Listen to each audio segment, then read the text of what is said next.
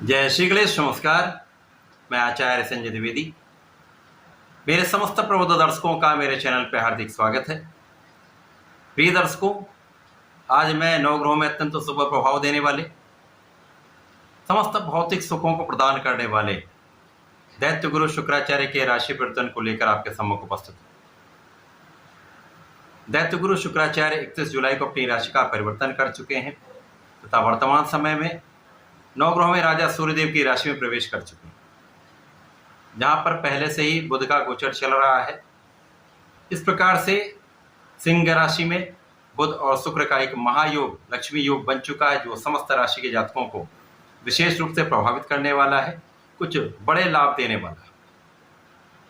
परंतु ये जो संयोजन बन रहा है, ये जो राशि परिवर्तन है, वो अलग अलग राशि के जातकों के लिए अलग अलग भाव में बनेगा, अलग अलग स्थानों पर बनेगा, उसी के अनुसार ही परिणाम की प्राप्ति हो।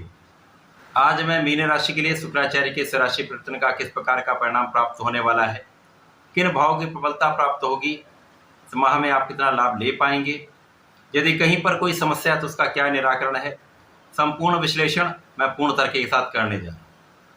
प्रिय दर्शकों, इस राशिफल को आप अपने चंद्र राशि के आधार पर देखें, अर्थात यदि आपकी कुंडली में 12 नंबर में चंद्रमा है तो आपकी मीन राशि है। मीन राशि के स्वामी गुरुदेव बृहस्पति हैं, जिनका शुक्राचार्य के साथ समभाव होता है तथा जिस राशि में शुक्राचार्य गोचर कर रहे हैं वहाँ पर उस राशि के स्वामी का भी समभाव है, जिसके कारण कहीं पर कोई बड़ी नकारात्मकता प्राप्त नहीं हो। और मीन राशि के लिए शुक्राचार्य आपके पराक्रम के स्वामी तथा अष्टम के स्वामी हैं। पराक्रमेश अष्टमेश का गोचर आपके षष्ठम भाव, क्योंकि एक त्रिक भाव है, वहाँ पर प्रारंभ हो चुका। किसी भी ग्रह का प्रभाव त्रिक भाव में निर्बल हो जाता है, ये उतना अच्छा प्रभाव नहीं दे पाते। यद्यपि शुक्राचार्य को षष्ठम का कार्यकत्व प्राप्त है तथा यहाँ पर एक विपरीत राजयोग बन रहा है, जिसके कारण ये जो षष्ठम भाव का गोचर है वो भी अत्यंत बलवान स्थिति दर्शा रहा है, आपको कुछ विशेष लाभ देने जा रहा है। षष्ठम भाव में जब शुक्राचार्य होंगे तो निश्चित रूप से इस समय आपका ऐश्वर्य वैभव बढ़ेगा, परंतु भोग विलास में भी वृद्धि हो सकती है। यहाँ पर आपके स्वार्थी मित्रों से आपको बचना चाहिए। यहाँ पर भोग विलास पर नियंत्रण कर लेंगे, अपने खाने पीने पर नियंत्रण रखेंगे, अनावश्यक मित्रों से बचेंगे तो इस समय में विशेष लाभ मिलेगा, क्योंकि इस समय आपको विदेश से एक अच्छा लाभ मिल सकता है। जो लोग विदेश यात्राएं करना चाहते हैं उनको इसका लाभ मिल सकता है। यात्राओं में विशेष रूप से लाभ की प्राप्ति का योग बन रहा है। जो लोग विदेश सेवाओं में, उनके लिए पद वृद्धि तथा कार्यक्षेत्र का विस्तार निश्चित रूप से होगा। अब यहाँ पर शुक्राचार्य आपके परिश्रम को बढ़ा देंगे, लोगों का सहयोग मिलेगा। अब यहाँ पर निर्बल भाव है, परंतु यहाँ पर विपरीत राजयोग होने के कारण आपको अचानक ही यहाँ पर उन लोगों का भी सहयोग मिल जाएगा जिनसे आप आशा नहीं कर सकते। उन स्थानों पर भी आपको लाभ मिल जाएगा जहाँ पर आपको लगता है यहाँ पर मेरा काम नहीं बन पाएगा। विशेष रूप से जो लोग ऋण प्राप्ति चाहते हैं, अपने व्यापार को बढ़ाना चाह रहे हैं, अपने कार्य क्षेत्र में वृद्धि करना चाह रहे हैं, इसके ऋण का प्रयत्न कर रहे हैं परंतु सफल नहीं हो पा रहा, इस समय में आपके ऋण प्राप्ति का संपूर्ण योग बन रहा है। आपके शारीरिक समस्याएं कम होंगी, आपके मनोबल में वृद्धि होगी, साथ ही साथ यहाँ पर अचानक ही धन प्राप्ति का योग बनेगा। इस समय में भाई बहनों का विशेष सहयोग मिलता है। यदा कदा यहाँ पर पीठ पीछे शत्रु बनते रहेंगे, आपकी आलोचना करने वाले लोग यहाँ पर निश्चित रूप से होंगे।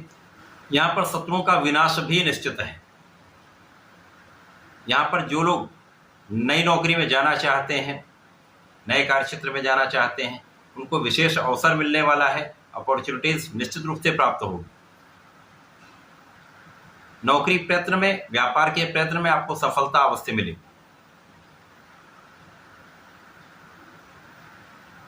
जब सूर्य का भी परिवर्तन यहाँ पर आपके षष्ठम भाव में हो जाएगा तो विशेष रूप से सरकारी तंत्र से जहाँ पर आपका कोई कार्य रुका हुआ है, कार्य बन नहीं रहा है, कहीं पर विवादित है, उस समस्त कार्यों में आपका पक्ष बलवान हो जाएगा। कानूनी समस्याओं में आपकी विजय होगी तथा इस समय पूर्ण रूप से बलवान स्थिति बन जाए। आपके आध्यात्म में वृद्धि होगी, आपका धार्मिक पक्ष बलवान होगा। इस समय पूजा पाठ में आपका मन भी लगेगा तथा जो लोग इन विशेष कार्य क्षेत्रों में हैं आध्यात्मिक के क्षेत्र में हैं, कर्मकांड के क्षेत्र में हैं, पूजा पाठ के संबंधित कार्य क्षेत्र में, उनको विशेष लाभ मिल सकता है।